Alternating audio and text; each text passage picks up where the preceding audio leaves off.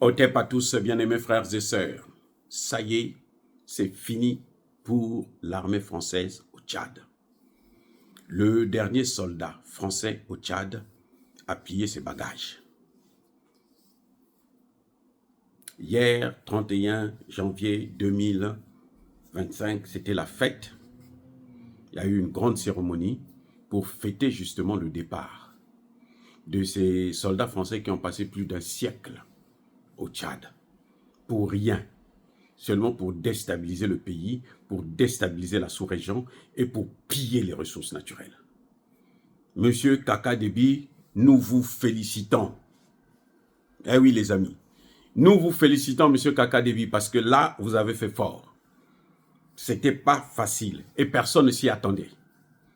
Beaucoup de gens n'ont pas cru quand vous avez dit que vous voulez faire partir les bases militaires françaises. La plupart des Africains ont cru que vous étiez en train de, vous étiez en complicité avec Emmanuel Macron. C'est pour ça d'ailleurs qu'Emmanuel Macron a profité pour aller raconter n'importe quoi devant les ambassadeurs. Et vous avez vite fait de lui tirer les bretelles pour le ramener à l'ordre. Et maintenant, ceux qui continuent de douter de votre sincérité, tant pis pour eux. Ça, de toutes les façons, les Africains, ils sont comme ça, on ne peut pas faire autrement, on ne peut pas les changer. Bref, en tout cas, ce qui est certain, c'est que c'est une très bonne chose pour nous de savoir que au Tchad, il n'y a plus un seul soldat français sur le sol. Et la population tchadienne est contente et heureuse. C'est une très bonne nouvelle. Encore une fois, nous félicitons le peuple tchadien, nous félicitons l'armée tchadienne. Et nous voyons de plus en plus qu'il y a le calme. Et aussi, nous constatons qu'il y a un rapprochement entre le Tchad et les pays de l'AES. Parce que c'est par là que l'avenir africain est en train de se dessiner. L'histoire africaine est en train de se réécrire. Nous espérons seulement que ces pays-là, ils vont toujours être unis et ne pas boycotter le système. Parce qu'on apprend que dans certains pays, bon, il y a un peu de corruption qui apparaît, les Français continuent à gérer un certain nombre de dossiers particuliers. Et bon. Mais en gros, c'est la voie à suivre parce que c'est celle que tous les panafricanistes ont soutenue et c'est celle que tous les panafricanistes aiment. Donc, pour nous, le rapprochement là, c'est tout à fait normal. Et on a vu que vous êtes maintenant sur la même longueur d'onde parce qu'eux, ils ont dégagé tous ces soldats mercenaires français et vous avez fait la même chose.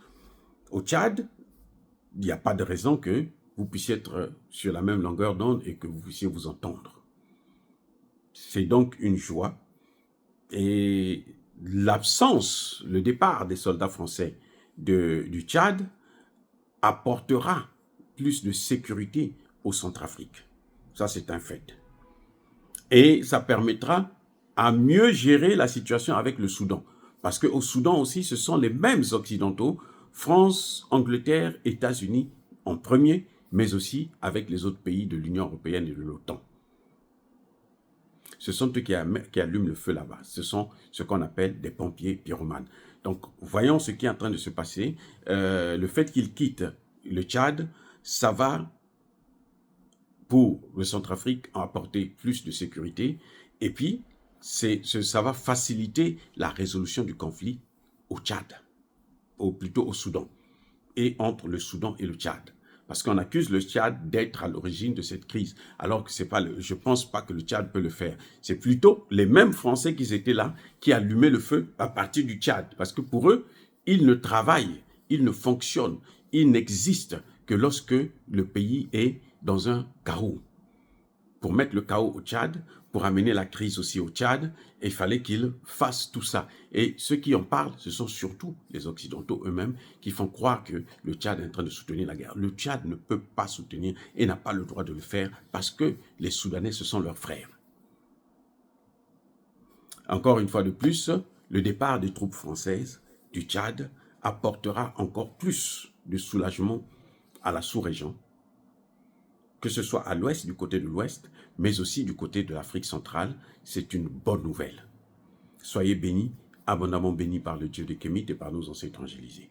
Mais que tous ceux qui persécutent le continent africain le pillent et le déstabilisent, qu'ils soient noirs, blancs, chinois, arabes, juifs, indiens ou qui qu'ils soient punis, maudits, foudroyés, écrasés, effacés par le Dieu de Kémit et par nos ancêtres angélisés. Vive l'Afrique éternelle, j'ai dit et j'assume.